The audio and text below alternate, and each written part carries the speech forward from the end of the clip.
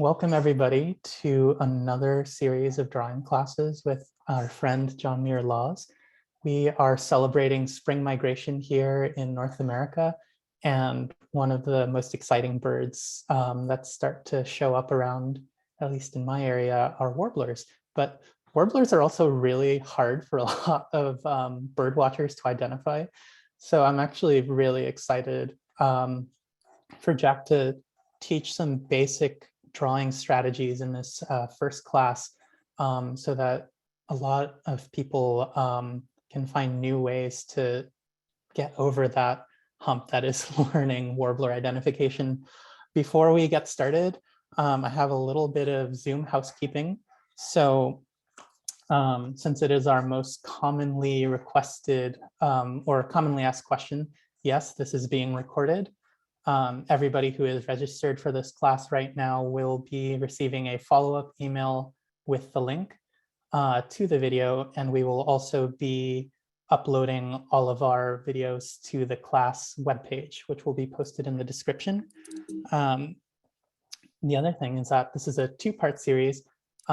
So if you want to watch the second class, which will be focused a lot more on detail work, you will need to register for part 2. So if you've only registered for this one, make sure to click on the link that will be put in the chat and look at part 2.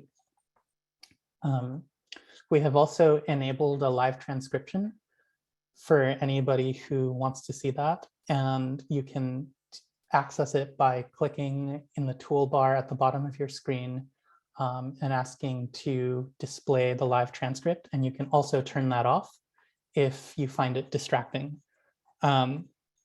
We will also be switching the chat to viewable only by our hosts and panelists so that we can minimize the distractions that might happen in the middle of class.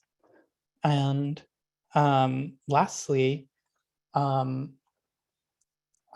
would like to appreciate that John Muir Laws does these classes for us and our community for free. So please support him. We will post various links in the chat that will show how you can support Jack. With that, I will pass it over to you and let you get started. Hey, Mark, thank you so much. And again, everybody, I'm really grateful and appreciative of your spending part of your day with me. I want to show you some tricks that I think is going to make sketching warblers a lot easier and a lot more fun. Warblers are fantastic. So neotropical migrants, amazing journeys that these little birds take. And we get to see them, partway through this incredible global schlep. And, the warbler becomes this wonderful metaphor for cooperation across boundaries. If we want to protect and preserve our warblers, we need to be in communication with all sorts of folks up and down the migration route. And I'm really grateful also to Audubon for the work that they do in helping promote not just bird education, but bird research so that we can make the best decisions to take care of these little rascals. You ever tried to identify a warbler? So in fall, on the East Coast. So I'm a West Coast bird watcher. So it's so much easier for us because the birds that kind of funnel through where we are, it's a smaller set. But over on the East Coast, it's this smorgasbord of crazy shapes and colors. And when they all show up in their spring plumage, it's a little bit easier when they're coming back the other way with all these juveniles and things. I spent a little bit of time with an East Coast birder during sort of a southern migration of warblers and realized I have no clue how to identify warblers on the East Coast in fall. So if you're here for those tricks, this isn't the class for you, but I will show you how to, when you do get to see a warbler, if you have no idea who this little beastie is, how to take what you see and get that down onto a piece of paper so that you can look up these things later. And also just the process of looking again, just looking again and trying to get it down, look again, it makes you look at the warbler in so much more detail that your brain will suck up and hold on to a bunch more of this information. So if you've ever kind of gone out, watched warblers go by and kind of go like, oh, they're small, they're green, and there was a lot of them, and not had that information really stick with you. Well, sketching them, drawing them is a great way to do it. And on migration, they're often really hungry. So they'll be kind of hanging out in the foliage, getting little snacks. And a lot of people say like, you can't draw birds because like they'll fly away. Yeah, they can fly away. But the cool thing is it's because they can fly away that they'll often just kind of stick around and be birds for you, because they kind of look at you and go like, you can't fly, I'm not in danger, we're cool, I'm going to eat these bugs, you just kind of go do your thing, I'm going to be over here eating the bugs. And that makes them a lot easier for us to be able to see them. The more that you sort of spend time with them, listening to the sounds they make, writing those down, looking at the patterns in them, sketching those down, the better and better your drawings are going to become, and also the better your ability to tell these little critters apart the skill will grow. And so you can do this. It's a lot of fun. And so I hope that you enjoy the coming Warbler wave. So I'm going to be displaying some warblers on one side of the screen, and I'll be drawing on the other side. And what we're going to do is we're going to start with just a quick sketching approach that is going to allow us to kind of quickly get the pose and the feeling of this bird on the paper. And then we're going to look at the structures of the patterns. The birds have little patches of feathers that stick out over their bodies that make very reliable patterns. And those patches are differently colored. These feather groups are differently colored on different birds. But if you know what those little clumps of feathers are, you really have a template for the sorts of variations that you're going to be seeing on birds. And so we're going to be kind of getting into this warbler template. And then that will help us when we're looking at the birds, being able to sketch what we see. One last trick that I want to share with folks is if your birds are kind of moving around a lot. Now we're going to be drawing from photographs here. So I know this is easier than when they're really moving around. Here's the trick for the moving bird. You want your brain to, when you're looking at stuff, to the information that you see to be more sticky and to stick in your brain long enough for you to get it down on the paper. I have often had the experience where I'm looking at the bird, okay, yeah, okay, now it's time to draw it. And I look down at my piece of paper and my mind goes blank. So the workaround for this is it's called, is going to be to verbalize, to say out loud the details that you see on the bird as you're looking at it. And we're going to be demonstrating this with a few of the birds that pop up, just like how would you verbalize stuff about this? And what it is, it's just a stream of consciousness rant about every little detail that you see. And you're going to say it, not in your head, but actually out loud. And I know that there's kind of this thing in birders that like, oh, really, really quiet because we don't want to scare the birds away. Okay, now if the bird is like this close to you, right? Yes, you should be very, very quiet because you will scare it away, right? But they're usually not that far away. And at kind of like regular birding distance, if you're just sort of saying your observations out like this, I see this, I see this, I see this, I see this, I see this, you're not going to scare anybody away. So you're not going like, oh, I see that it has yellow undertail coverts. Yes, that would scare the bird away, but just sort of in a low voice, you just sort of say these things out loud. The process of verbalizing is enough to get all these little ideas stuck in your short-term memory long enough for you to do something really useful with it. We'll demonstrate this, right?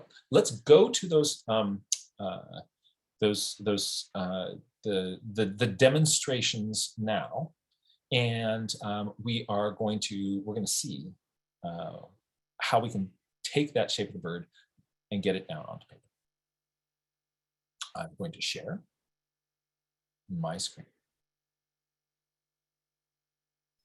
Right, give me a moment while I close my video panel and my floating meeting controls. Okay, so over on this side, this is me. I'm going to be sketching, and over on that side, we're going to be looking at a whole bunch of really cool birds. Oops, I want this. Here is bird number 1. So when the bird pops up in front of you, what you want to do is actually, for this, I'm going to change my camera.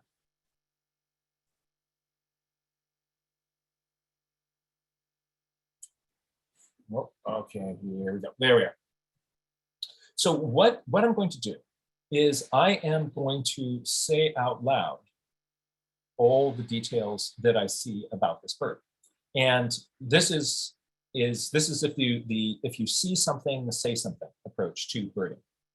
And in no particular order, just anything that I say, anything I notice, I just want this to drip out of my mouth. And ideally, it's just this constant sort of stream of consciousness riff of observations. If while you're doing this, you find that all of a sudden your observations stop, so you're no longer able to, you'll find that like, and I can't say anything else. What's happened is in that instant, your brain has started to mind wander to something else. Normally when we mind wander, we're not aware that we're mind wandering. But if you're trying to verbalize observations about a bird and all of a sudden you can't make anymore, guess what? You're mind wandering. You go like, oh, cool, mind wandering, and you just go back into it. So here's how it looks. All right, so overall yellow, back is more greeny. On the top of the head, there is a big orange, more of a brownish orange section, and then sort of a yellow zone below that. The green on the back of the head sort of fades into the yellow about maybe an eye length distance back there. It's a little pale line going back from the eye, not very distinct at all, kind of greenish. Yummy stripes on the chest, and in the middle of the chest, they are darkest. They're small vertical streaks, longer clear streaks above. On the lower chest, they are a little bit more faded and short. Now the wings are black, tail is short, and the wings have these sort of light yellow edges on them. Back is green. I see a little kind of short pants sticking down on it that are yellow, and then there are brown. See, what I'm doing is just anything that I notice, I'm saying it out loud. I'm saying it out loud. Now, I didn't say anything about the color of the eye, which means that it's very likely that when I would kind of then sit down and if I sit down and try to draw it and I get to the eye, I would think to myself like, oh, what color was that eye? Now, hold on, my screen needs one more adjustment here. And so anything that I don't say out loud, it's going to be harder for my brain to remember that and keep that detail fresh for me. So that's the importance. That is the importance of this verbalization thing. Boy, that's a really short tail. So then the bird flies away. The stuff that you said out loud, because that just took a little bit more effort for your brain, is going to stick with you. Like these weird things, like in sort of the middle of the chest, the bands were darker and there were more crisp lines up above and they were paler below. There's no way that that would stick in my memory, but I've got a chance of that happening if I say these things out loud. And then what I'm going to do is I'm going to take these ideas and put them on paper. I could do this just as a list of here's all the things that I noticed. Or what I could do is I could make a sketch. And to do that, it's really helpful to kind of have a sort of a bird template in your head, a basic bird template. And I can modify that for different bird shapes, but I'm going to show you kind of how to make a generic warblery template. And then we can drop into that are details. So let me now jump over to my drawing pad. And there we are. There's the drawing pad.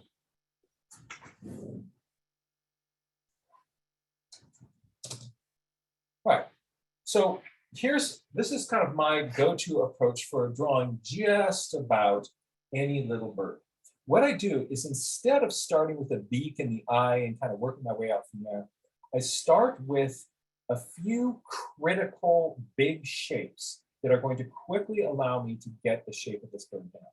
In particular, I look at the shape of the line of the back of its head to its neck and tail. So over here on the picture, imagine a line going around the back edge of this birdie, down here on the back and out the tail.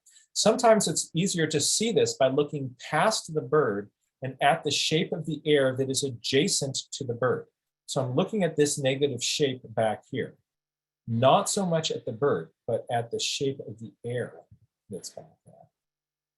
Does anybody notice what's weird about this yellow warbler? This is a yellow warbler, but there's something very strange about this one. Yeah, to that. So here's a line of that back, and then kind of so you see what this is this is just the shape of the air behind the bird. That kind of comes, the head comes down, and you've got a back, and you've got a. Now, if my bird flies away at this point, or gets into a different position, I would draw the back line for that new position. But here I'm going to imagine that my bird is kind of hopping around, being kind of cooperative. My next thing that I do is I put in a little ball for where its head is. Big birds like chickadees get big heads. Medium-sized birds like this warbler get a medium-sized head. So I'm going to put in a little head ball here. And then I look at the shape of the air in front of its tummy, right on its throat and the start of its chest. So that for this bird is coming down here. It will kind of curve down, and then it kind of pops out for the chest. Yeah. The width of the head helps me keep these two lines the right distance apart. So I don't draw the whole belly in. I just get this whole negative shape here, ball for my head, and then I think of this as kind of a catcher's mitt for then fitting an oval into here. And I'll kind of tuck that in next to this line and back here. And there's kind of my mass of my body. Another very helpful line is what we call the eye beak line. So it's going to be a line that comes out through the beak like this. And the eye sits right up on top of this. And the beak is going to be lined up with it. So if the bird is looking up a little bit, I'm going to draw this line up. So I get my eye and my beak kind of lined up with it. Another thing that is useful is to notice where this bird's wing starts in the body. So here, if you think about a line going across the chest here, is it closer to the back? Is it closer to the belly? Well, it's starting kind of closer to the belly, somewhere in there. And it's going above the tail or below the tail. It's going down here below the tail. So I'm going to draw just a little kind of placeholder line in there. And I like to, I maybe want to make my line a bit here. I also, these days, here's kind of how I'm now kind of blocking in my wings really quickly. I put in this first wing line, and then I put a little oval behind that. And that is sort of a stand-in for just the mass of these feathers here that sort of make this ball. And some of those back scapular feathers and these secondaries. These are called secondary feathers in here. And so I'll put in this ball for all those kind of wing details. Imagine where on the bottom here your legs are coming out. And in this, they're kind of coming out. Is it here? Is it a little bit forward? Yeah, maybe somewhere in here. And my legs start as a little back line, and then they come forward. And I've got another foot that's sticking down there. And the foot is somewhere in here. Notice I'm not drawing in any details, any scales on these feet at this point. I'm just kind of getting the rough positions of these. It's easy for me to make my leg a little bit shorter or longer. I'm just kind of, these are placeholders for major parts. And then I can map onto this a few of the major details that I'm seeing. So for instance, there's sort of a line between green and yellow that happens somewhere in there, around the side of this neck, at the back of the neck here. It's got a little bit of orange on the top of the head. And that's what's the weird thing about this is a yellow warbler. This yellow warbler has this weird orange crown. This is how warblers look on the Galapagos Islands. So on the Galapagos Islands, the yellow warblers have these cool orange hats. They're really neat. Here, I should have mentioned this earlier. Another useful thing is to kind of figure out what is the steepness of the forehead. I originally had mine a little bit too up here, so I'm going to just sort of make a new forehead line down here a little bit. So I'll make all these sort of original sort of block-in sketch lines. Top of my wing is a curve here. I've got a little bit of primary color sticking out here. And once I've got this, I have my basic template that, and I've put a few details on it. Oh, let's get where the stripes go. The stripes are going to start in here, and they'll be, oh, I'm going to bring this wing down here lower. Let's see, I just moved my wing. So down in here is where they're going to be the most prominent, and then they're going to get kind of scruffy out here. And they're generally going to be coming down in this direction in here, and they're generally going to be coming down in here. So I'm just kind of giving myself a few little placeholders. If this bird was moving around, I would make some quick color notes. This part's yellow. Orange, brown. So I'm doing little color codes. This back here is yellow, green. This part here is black with yellow edges. This part here is yellow, green. For my color codes, I usually use the first and the last letter. If it's yellow, there's not too much worry about kind of confusing that with other things. But so I just put a Y for yellow, but green, I put a G and an N instead of, so that way I can tell it apart from gray. If you use the first two letters, then blue and black have the first same letters, and green and gray have the first same letters. And so you use the first and the last letter. And this part here is also black with yellow edges. Hey, Jack, I'm getting a little bit of feedback that when you turn to face the document camera, your audio gets a little bit muffled. Well, let me do this then. Let me bring back, I'm going to turn over to, I think probably it's most important that my voice is clear when I'm facing the drawing pad. So I've just switched over to that. Hold on a second. Hide, floating meeting controls. There we go. All right. If I am talking like this, is this better? Yeah, it's coming through more clearly. Okay, good. So I'm now I've got on a different microphone here. So what I'll do is I usually block in all my notes with a light colored pencil. Here I'm using a light blue pencil. So this is just a mechanical pencil that I put purple lead in. I will often, if I'm sketching on my own and not for something that has to be visualized on a camera, what seems to work best for me is I use a really pale pencil. It's a pale pencil. This is called it's a pale blue coal erase non-photo blue pencil. And this makes really pale marks that I can see very well. It just turns out that they don't really show up on my camera very well. So I don't use this for demonstrations, but if I were drawing on my own, I'd probably be blocking this in with this light pencil. Because then what I can do is I can get all of this kind of sketchy drawing going on. and then come over that and start to draw carefully with my pencil. And you notice how I can just kind of go over all of those lines, and people's eyes will really get attracted to where you're making your more kind of careful dark graphite lines, and all this other stuff just kind of fades into the background. It's that little line kind of going back from its eye. And this bird has a little bit of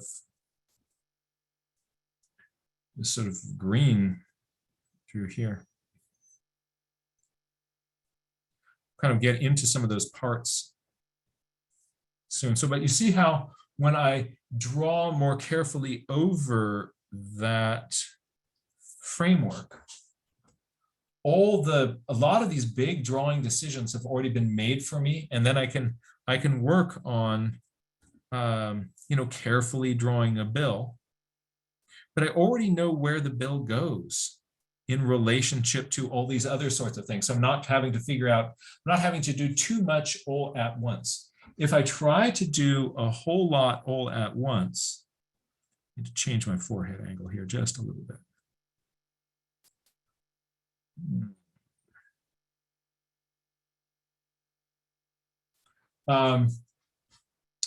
If I try to do too much at once, my brain rebels and I'm going to miss a lot of details. So that's why I love to kind of block my bird in first, and then I will come over that. And I'm going to just make a little note that in this area, this is a green fade to yellow. So let's take a look at a bird in a different position, and you'll see that I'm going to show you several different positions, and then I'm going to kind of quickly block in the basic bird template for those.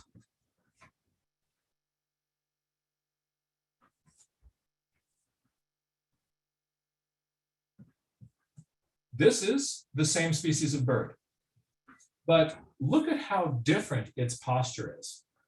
Really look at that line on the back of the head. This is the other very typical posture that you'll see warblers in. Here it's head up. You'll see birds that are very active and alert doing this. If they're chillaxing just a little bit more, then you're going to see them in this posture, where there's basically a straight line down the back of the head and the back of the bird. So if I were to draw that in, then I would have a line that kind of comes like this, and it goes to a little bird tail. And then I've got a bird head that fits somewhere in here, and it has a little throat to a little belly bump. And that gives me just a place that I can put my ball of my body.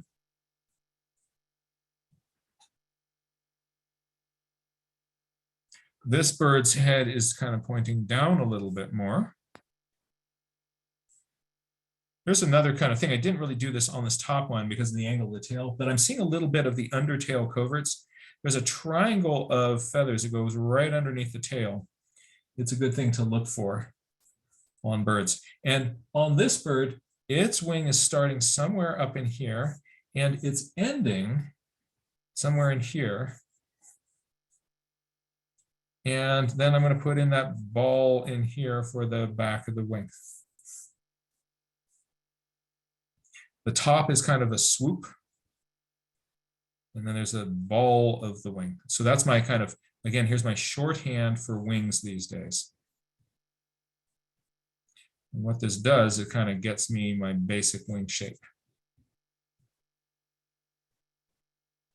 Now, where are this one's legs coming out? They're starting in here, they're kind of coming forward and sitting on a rock like that. Let's get a forehead angle in on this one, about like that. Top of the forehead is here. So then I can say, what does this one have? It has kind of a green zone. This is green in here. This part here is yellow. I'm going to give my birdie a little bit more tummy. Slight brown.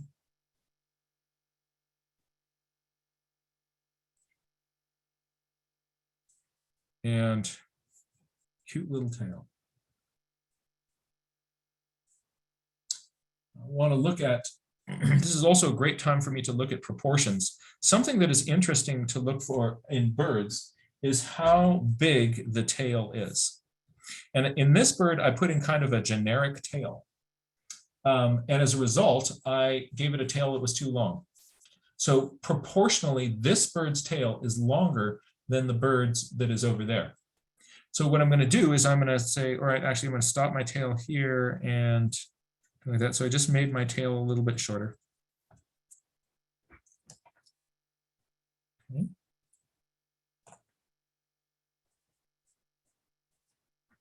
And when I've got that basically mapped in, I have, again, my little template for my bird. My eye goes in on this eye line. Little birdie forehead.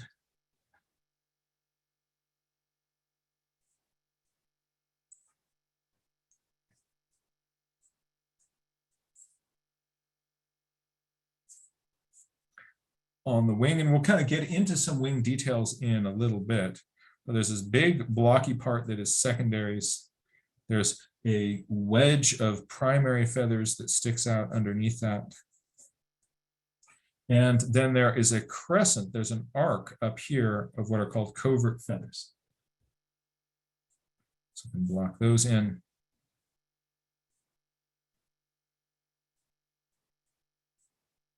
Now getting comfortable with sort of a quick bird sketch.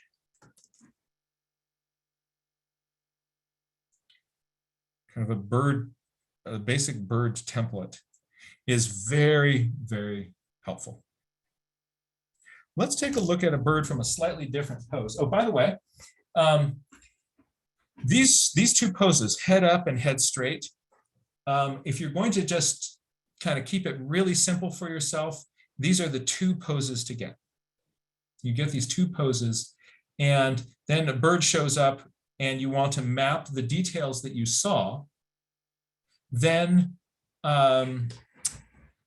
if you have these sort of two kind of mental bird templates in your head, you'll be able to get a sketch that you can put your bird details on, and it's going to work very well for you.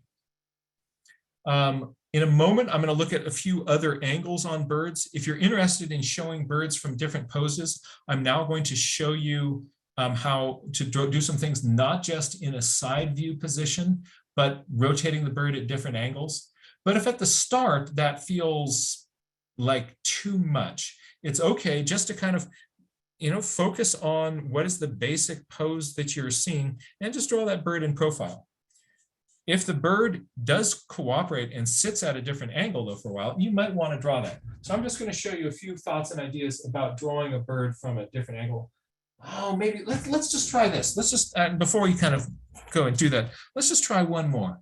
Because look at this. It's sort of it's a steeper angle. There's a head, then the back comes down, and it's more upright, and there's a tail. Right. And so it's doing something like that. It's got a head. There's an angle here. And then I'm going to put a bird body in there. A little bit of undertail coverts. Which way are you looking? You're looking up. Okay. Leg comes down. I've got a little bit of the back. This is actually the bird's heel that sticks down. And then its foot comes forward. If you can't see the foot, just here's a rock, right?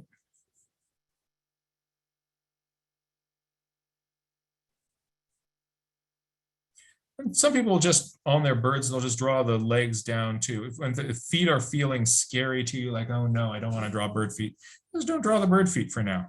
And at some point, you'll kind of sit down and you'll kind of develop some skills to draw bird feet, and it'll come together there. Now notice the wing position on this one.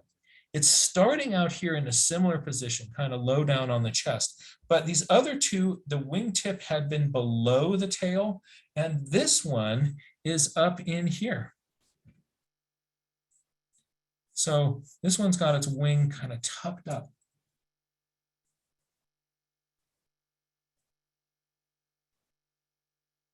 Little curved top edge of this wing.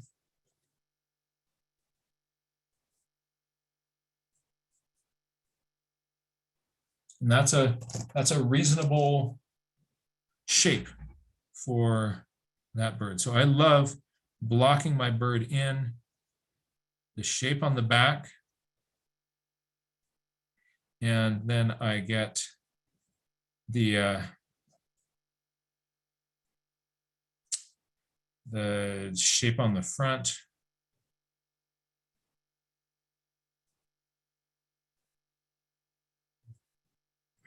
Little short pants sticking out there, the tarsal feathers, or the I guess that's the let's see, femur, the thigh, ulnar, or not? No, wait, that's my arm. Why can't I think? Shin bones, help me out. Tibia, fibula, in there. That's what that's sort of sticking out. And I'm just going to put in a little kind of a quick shorthand for this feathers here. There's this arc of feathers that is up here. Here is a block of secondary feathers that sticks down on top of here, and there's a little wedge of primary feathers that sticks out underneath that.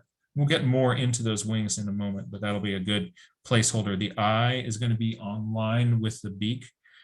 It's going to be closer to the front than to the back, but you don't want to put it too close to the front.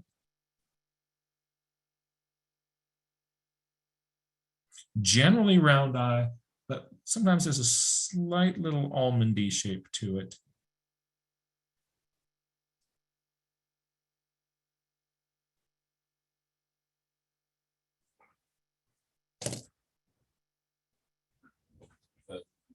Kind of a quick warbly sketch. Now, let's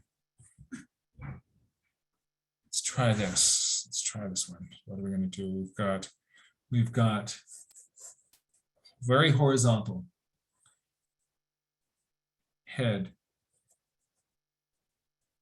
pointy in here. This is a very warbler-y pose.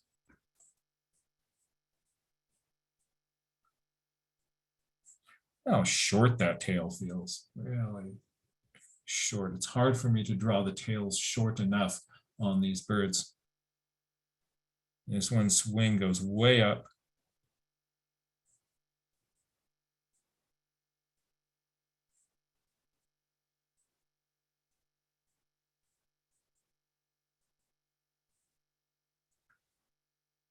Belly feathers come in here.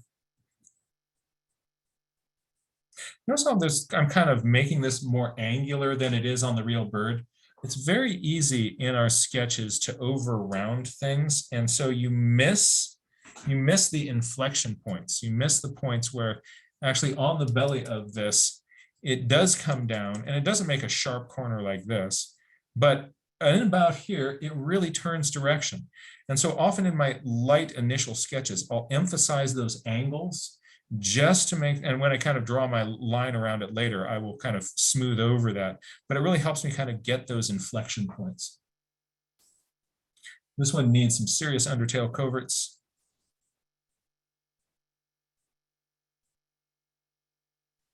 Yeah, leg comes out.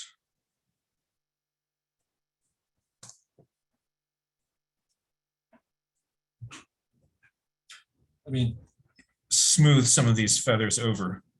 So you can see what I'm talking about. Let's say this one has a little beak that sticks here. I'll show you a trick on the beak. Don't draw the beak like this. Here's the top, here's the bottom, and here is the middle, because it ends up looking really cartoony. A better approach is here's the top, here's the bottom, and start sort of show where that beak is kind of coming in, but then let that line just sort of peter out, and that will give you a sort of more convincing beak shape. It'll look just a little bit less cartoony. But on this one, I'm coming down here, and when I get to this, I'm going to round around this corner. But see, I do get that inflection point.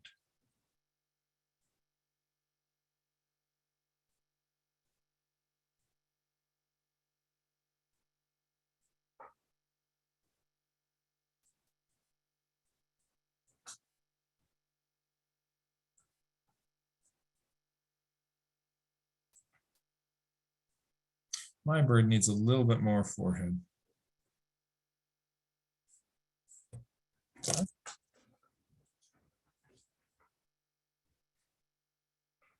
Now, I'm just going to do a couple of little birds rotated at different angles, just so we can think about how you do that and show you some guidelines that are really helpful in putting those in. And then we'll kind of get into the features on the interior of the bird and feather tracks that will help us draw what we see. So on somebody like this, my drawing is going to start off very much the same way. What is the shape of the air behind the bird? I see the back of the head, short little bit of back, and then coming up.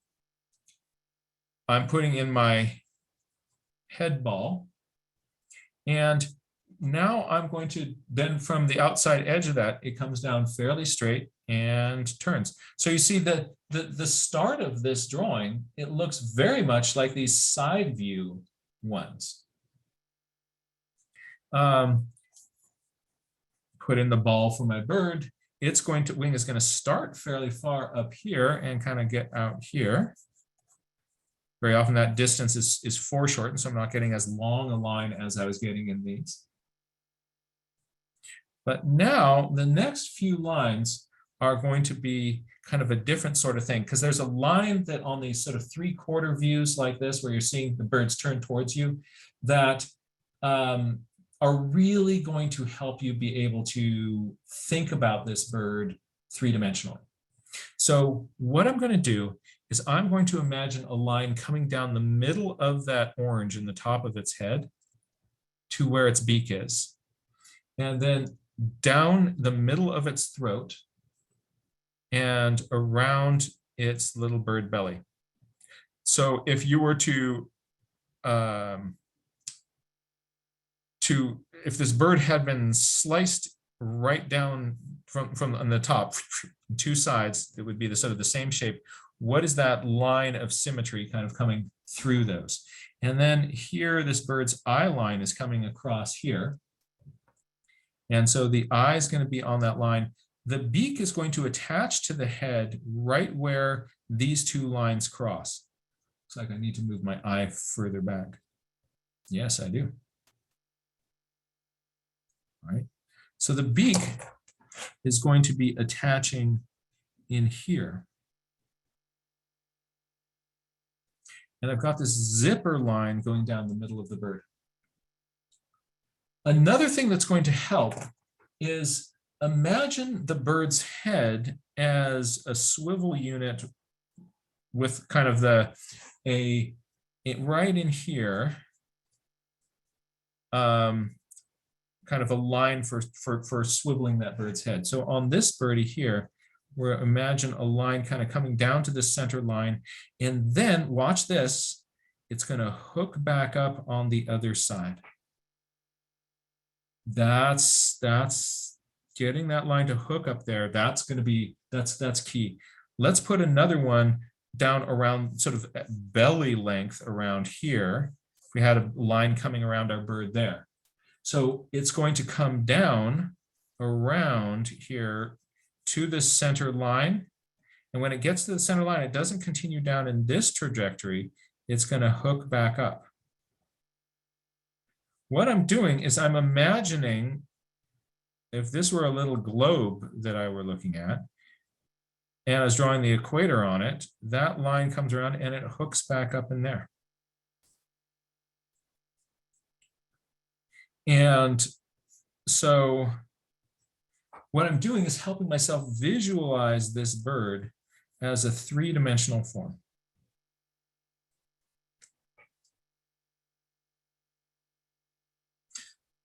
let's bounce back up to the top of its head. Because there's one other piece that's going to help this bird be looking towards me, is here, the edge of the head comes to the top of the beak. Here, the edge of the head is going to come past the top of the beak. So it's going to come up a little bit and then over here.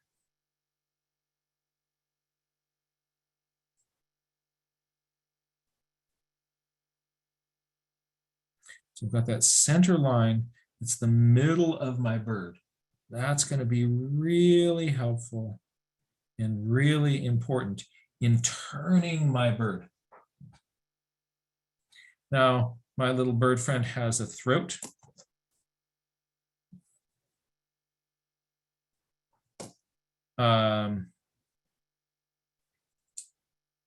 So these red stripes in here are, they're kind of coming down.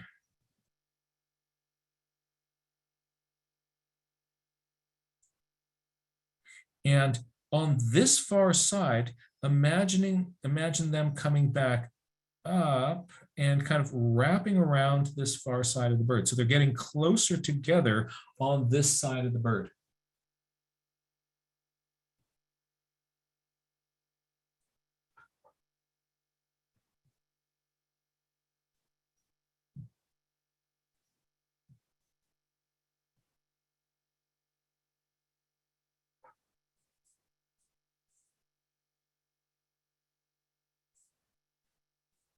Now, drawing birds at this 3/4 view, it's a lot more challenging. There's a lot more things that you have to take into account than these side views. So again, if this whole bird drawing thing is totally new to you, I would suggest not starting with these 3/4 view birds, but at some point you're going to want to start rotating your birds around. It's easiest to start just with the straight up profile, but then at some point you're going to start to want to turn these birds around. Let's take a look at what this stripe does on the top of the head. See that little zipper, that little zip line through the middle?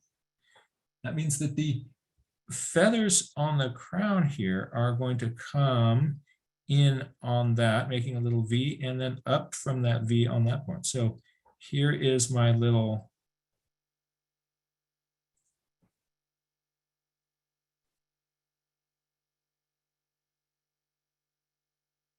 crown of feathers on the top. So it's going to be wrapping oriented to that little center line. Really helpful little feature on my bird.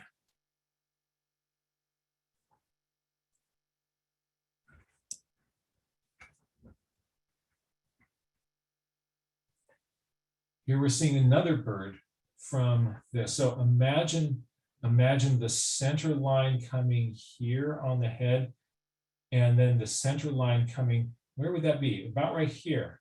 The zipper on this bird suit comes right up the middle here. And then this line is on the side, this line is on this side. Here's the next line, here's the next line. Notice how these ones are kind of wrapping around the corner here. These ones I'm seeing more straight on. See, this curve comes down and hooks up like that. So if I'm drawing the bird in a 3/4 view position, getting that little detail of that little hook up there does a lot for me to be able to do that. And how would I draw that? I would start just with here's the back of my bird. Here's its tail sticking up. Here's my bird's head. And then we're going to come down and out. And then I've got my space where I can put in my ball. Where does the wing start? The wing starts, wow, way back here and up in here. And it goes out like this. So what had been this whole thing now is just this foreshortened little nugget right here. So the whole wing is going to be up in this area. And the one that's looking off, this bird is looking in a slightly different direction here. And so its head is coming like that. And the body center line is coming here.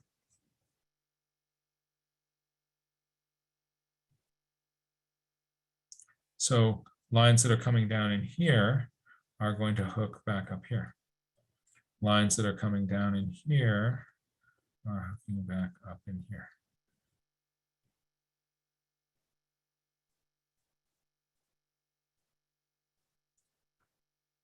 And you notice from the side, the legs are coming out in about the same position.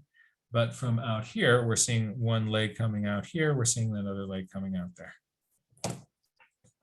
I add just a little bit of dark graphite onto this to punch in some of those little details. Here is my bird's beak.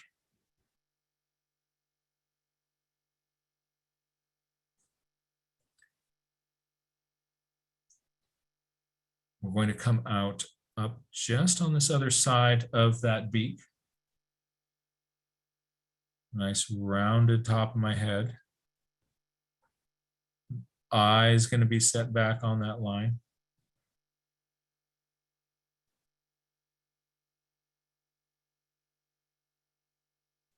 Little bit of bird back. And now for these lines on the belly, remember, here's my center line. So lines on this side are going to be kind of wrapping around here. Lines over here are wrapping around this side of the bird out of my sight, getting closer together. Ones on this side are a little bit further spaced apart.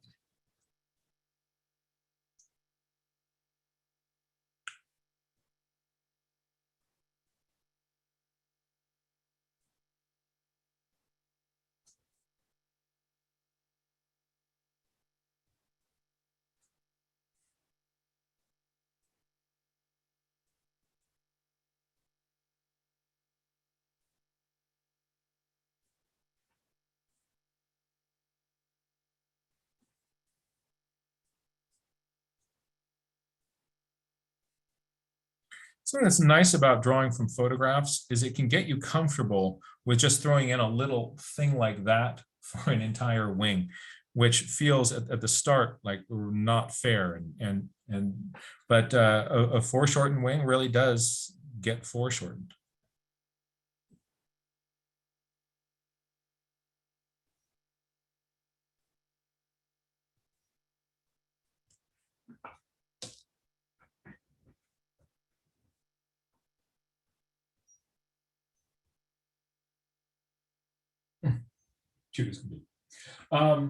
What I want to do is now I want to switch over to looking at the zones of feathers on these little warblers. And if we understand the basic way that these zones go, it is really going to help us be able to draw what we see. So I'm going to start with the head. And what I'm going to be doing is drawing two views. One is, imagine here's sort of the back of the bird's head. Here is the ball of its head, and then it's going to have a throat. So here's my little kind of diagram for the side of the head. And I'm going to have another one here that's going to be looking at me.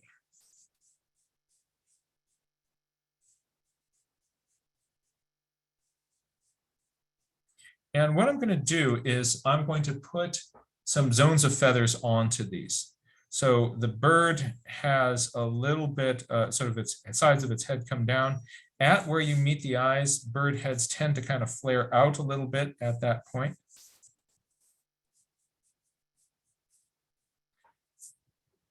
So if I draw in a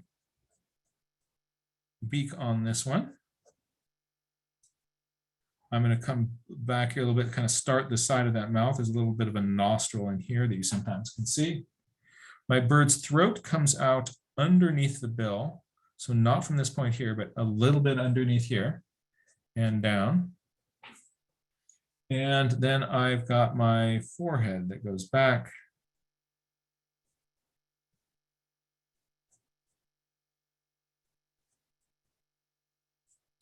And on this one here,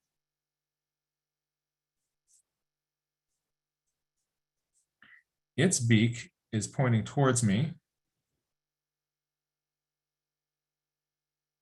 It's a little bit more boxy on the bottom, a little bit more pointed on the top. And the eye is right on this line. So it sits on that line. I want to come back, looking at the distance from here to where the eye starts is going to be an important distance. And I'm going to make the eye roughly round, sitting on that line, but maybe slight almonding to it. So it doesn't look just like a little Orphan Annie circle. And from the front, these are going to be little ovals or more vertical eyes that we're seeing that also land right along that line.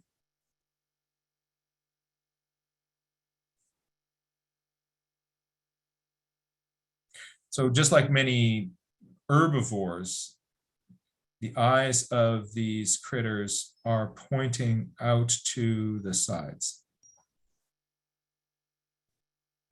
Predators have more forward-facing eyes in both mammals and birds like owls.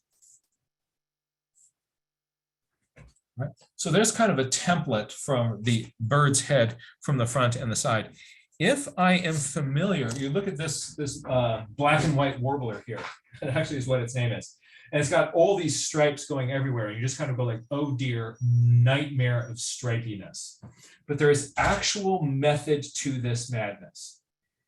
And so what we're going to do is we're going to kind of build up these different zones on our little bird friend, right? So here we go. We're going to start with just a thin ring of feathers right around the eye. I'm going to make this kind of a broken line. And in here, I'm just going to kind of suggest this coming down and kind of looping up.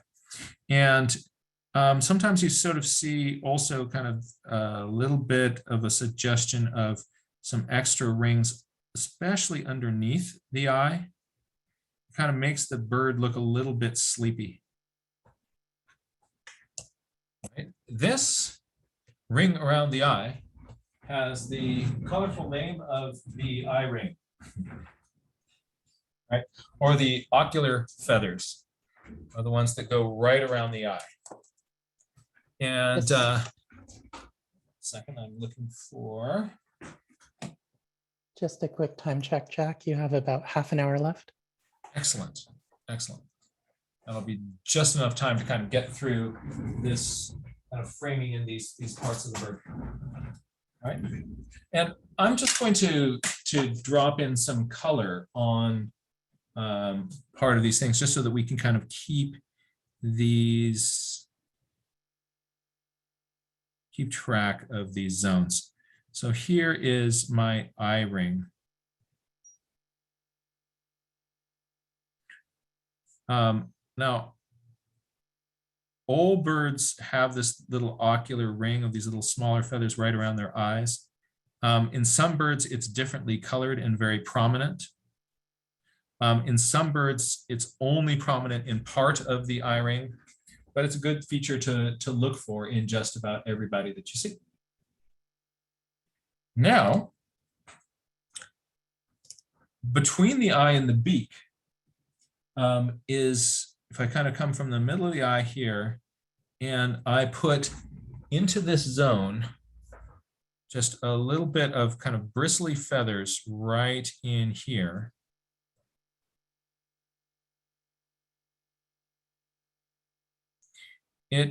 See how the bird starts to look a little bit angry here?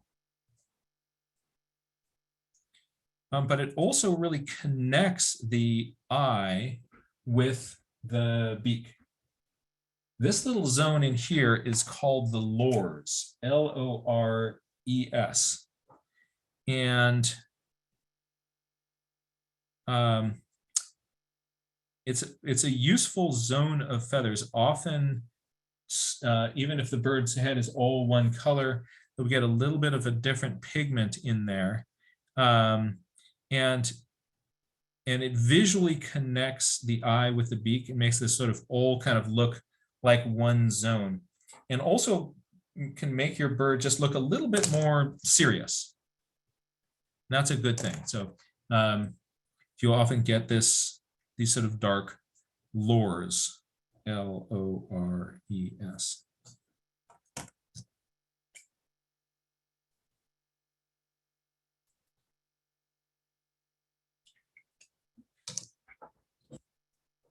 Now, so just as there are special feathers around the eye, there are also special feathers around the ear.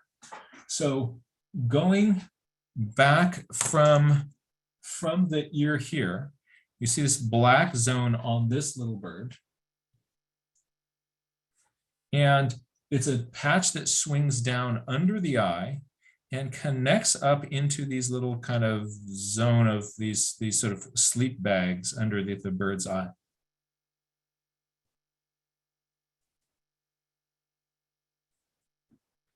And so on this bird here, we'd be coming down from here, and this part here that's sort of flaring out along where the head flares out. And that's called your ear patch or your auricular feathers. And so I'm going to put that in with pink here.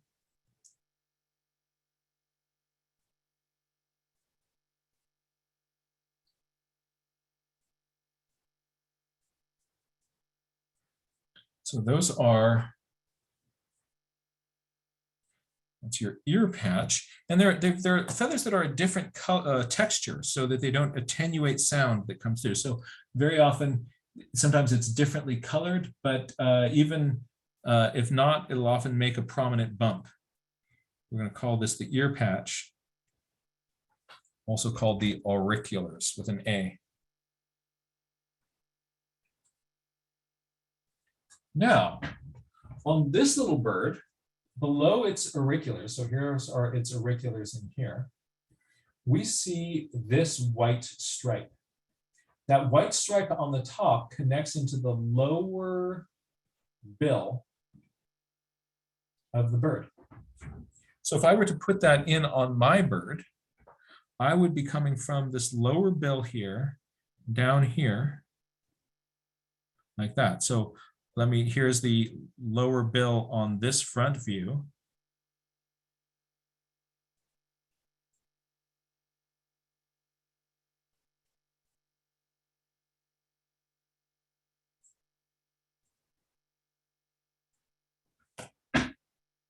And that's called the malar, M-A-L-A-R, the malar stripe of the bird.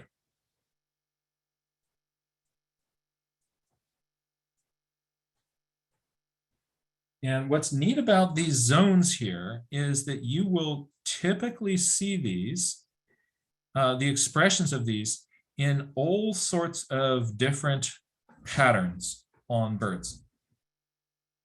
So we're just in a moment, we'll take a look at some more birds and sort of see how this little framework gets differently colored on birds. In between those two is the throat. Well, the chin, people call this the chin, and the throat, R-O-A-T. I'm gonna, for simplicity here, I'm gonna just sort of make those the same color of blue.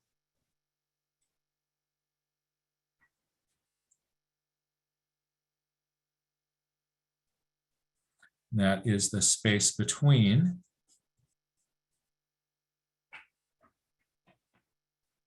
the two malar.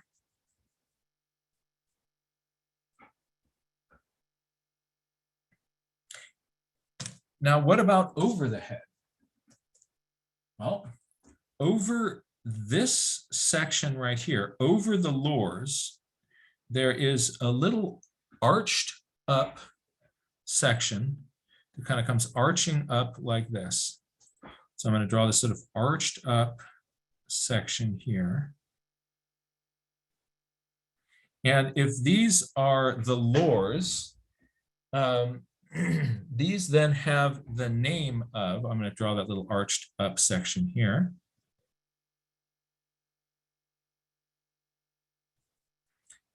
This is super means above. So these have the name of the supraloral. So supra. The supraloral feathers make this little arch above here. And very often are lightly colored. And they can connect to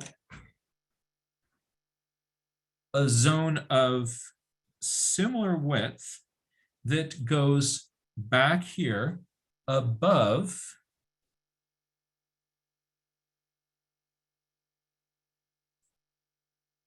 the ear patch, above the eye and the ear patch.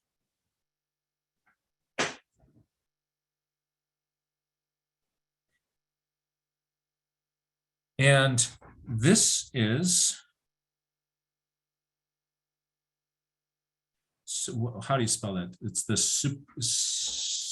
supercilium. Okay, you don't rely on my, it's the supercilium, but don't rely on my spelling. I think C-I-L. I'm going to put two L's, I-U-M. I'm going out on an L limb there. And I'm going to make that also green because, but a different color of green, because these will often make what appears to be like a big white pale eyebrow above. So if they get joined together, then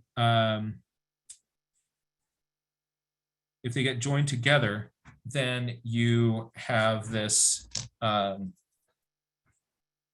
this whole pale zone above. Oh, I need my color keys, don't I?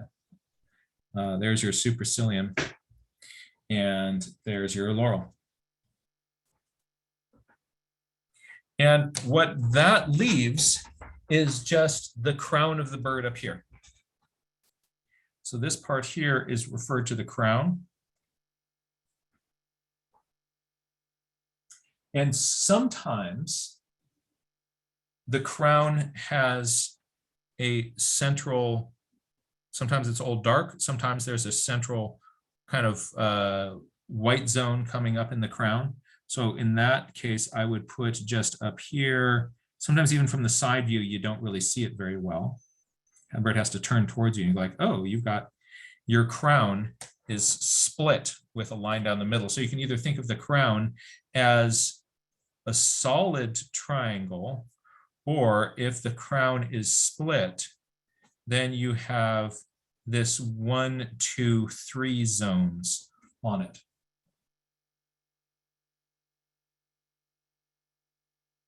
So let's take a look at this black and white warbler and see what's going on. Oh, actually, there's one more zone on the head. Almost forgot it. This is one of my favorites. This zone here on the back of the neck can be also sometimes kind of even puffed out and fluffy. So you sometimes see a little kind of indentation here on the back of the neck. This zone is called the nape. So it's, think of the nape of your neck. So there's our nape. Now, let's look at this. What's this big dark patch here? Ooh, there's my ear patch. Look at this supercilium and supraloral white bar.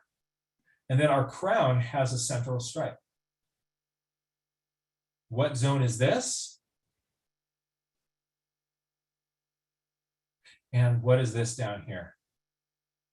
Now, our eye ring here, our eye ring is all white, but because it's in contact with the white supercilium, you just sort of see it as a white crescent down here, but actually we've got a whole white eye ring there.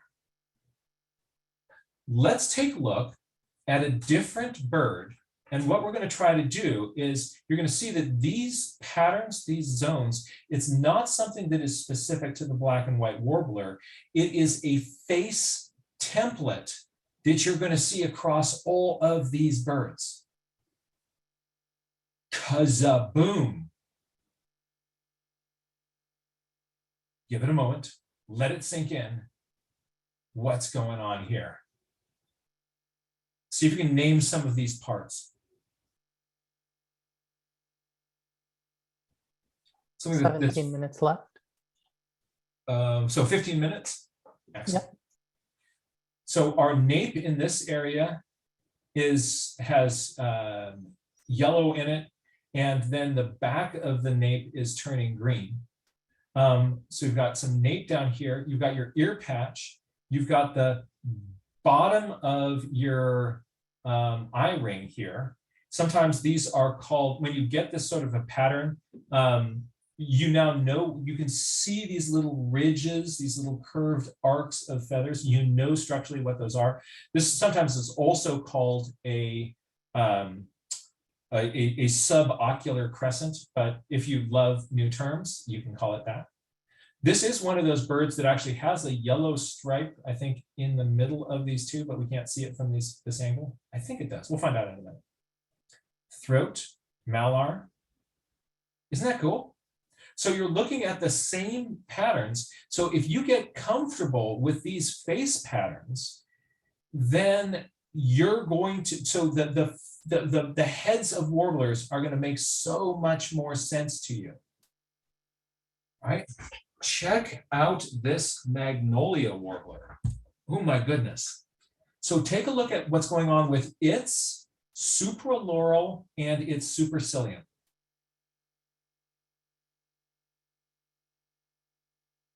Isn't that neat? So the lores and the supraloral here are all black. But then the supercilium sticking back there is white. Here we have white eye ring. That's what's a broken eye ring. Our crown is a solid, and the malar and the throat are the same color. So this little zone that you're seeing right here, you see that very faint line there? That super faint line is the edge of its malar zone. So that's what I love about kind of getting this roadmap of the warbler head, is that these birds then start making more sense. Isn't that neat? At first you just go like, oh no, just stripes everywhere. But just let's go at it from the top. All right, so this is the 1, 2, 3 crown. Okay, then what's next to that? Notice this little jump up between the supercilium and the supraloral. So you get this little zigzaggy in here. That's because those are different clumps of feathers. Think how easy it would be if you didn't know that, just to smooth this into one big mass, one smooth white stripe. Ear patch, what are these ones on the outside? Oh, that's cool. And because this one has its head kind of tucked in, we're even seeing some of its nape feathers sticking out behind it there.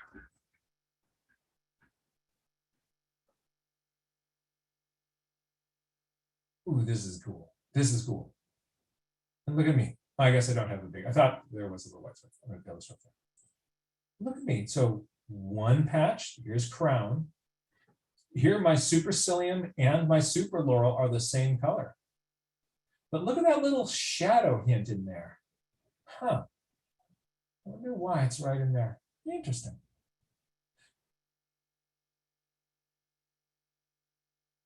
So this understanding these patterns makes a huge difference for us being able to draw the heads of these birds as they are turning their little birdie faces around. So let's just take this black and white, and what I'm going to do is we're going to do just a kind of a quick sketch of this. We're going to give the head just a little bit more love.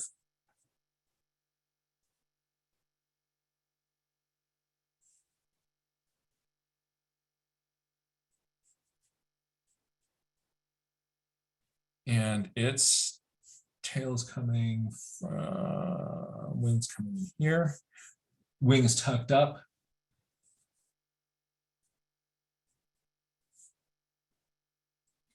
And I'm really not seeing much feet in here.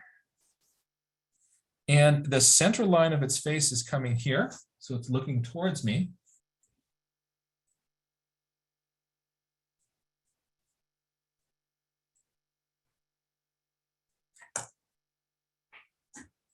And then I want to think of that head rotating around here, and the body's basically inside you.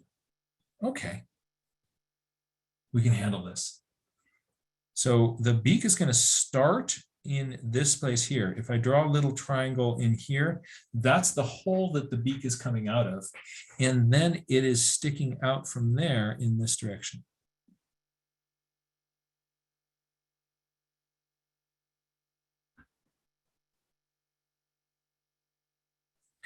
We're going to come back here, and I'm going to place this eye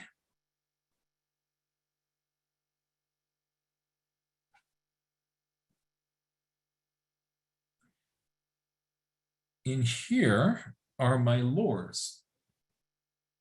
Above that are my supraloral. Here's the center of the head. And that center of the head is going to have a white stripe coming down it.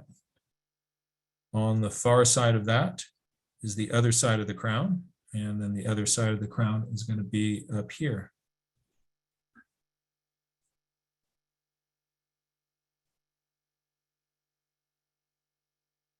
Notice how this line curves around right when it gets to the bottom.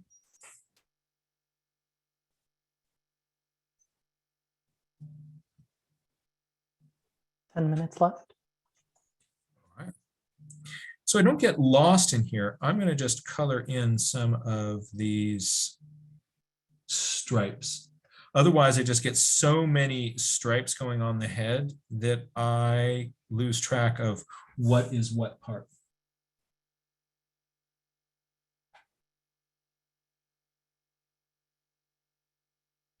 Here is my ear patch.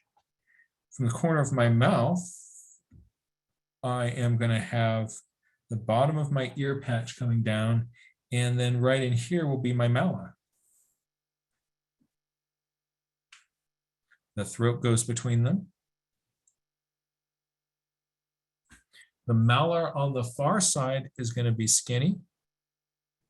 The malar on this side will be big. And I can't forget that little arc under the eye.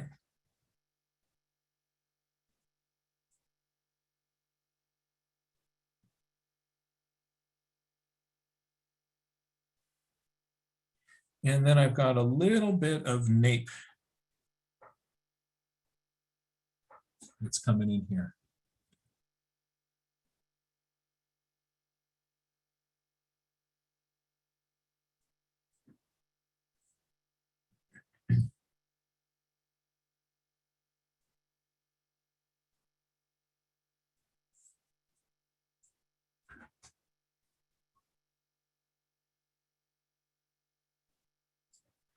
Might clean this up a little bit just to make that stripe in the middle a little bit brighter.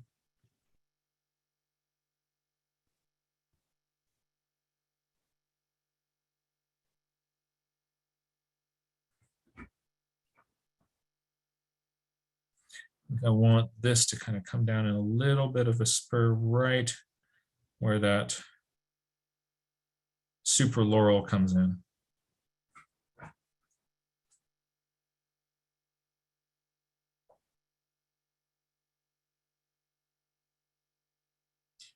So I've taken these patterns and applied them to this head.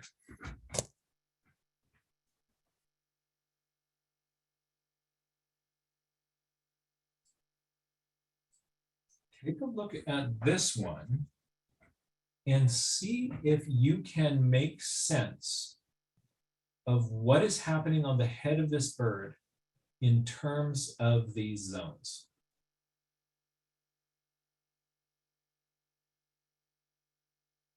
We'll go through it together in a moment, but first see if that makes sense to you.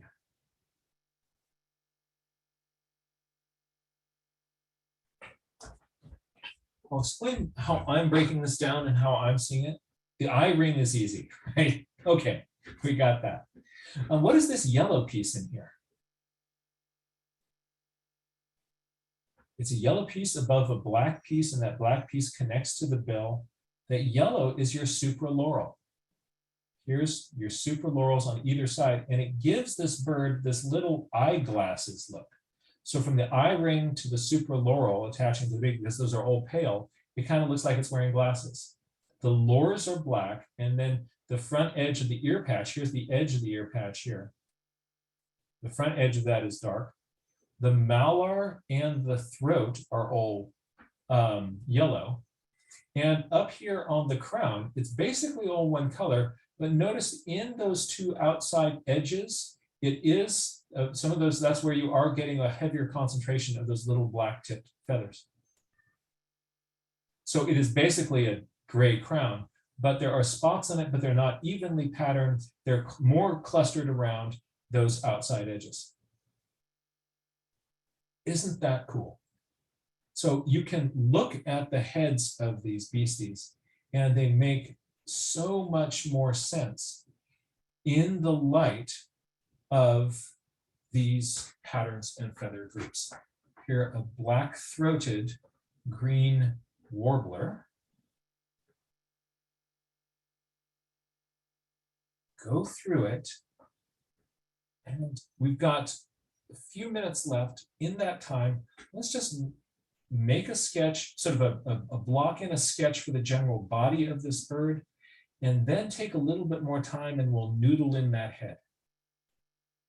Paying a particular attention to not just, I'm going to put green in one place and yellow in another place.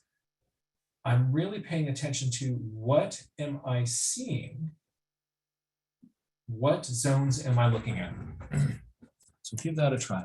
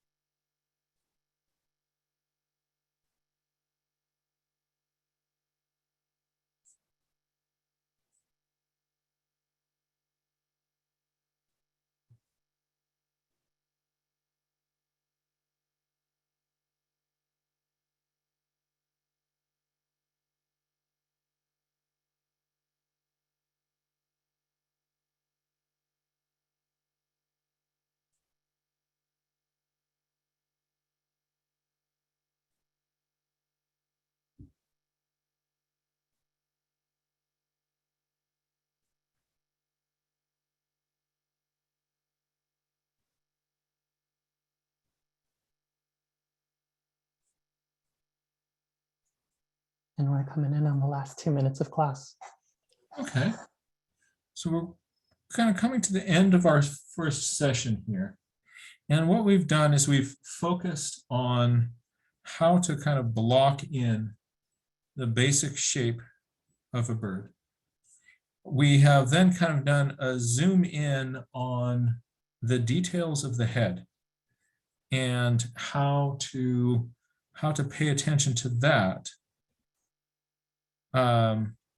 and get sort of see the underlying structure, see that underlying structure behind the feathers. And when we see that, it empowers us to, you've got a template for, you kind of know what you should be expecting to see. One danger of this is that sometimes when we kind of know what we expect to see, we sometimes only see what we expect to see. So remember, all the answers are always out there in the bird.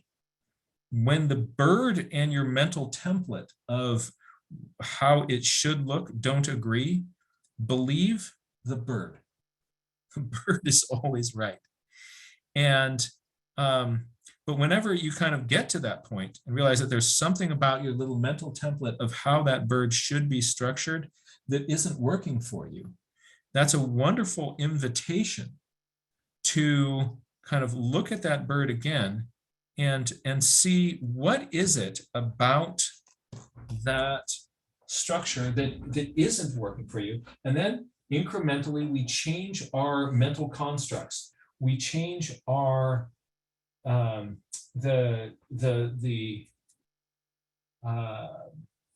change the mental model we have of how this bird should look.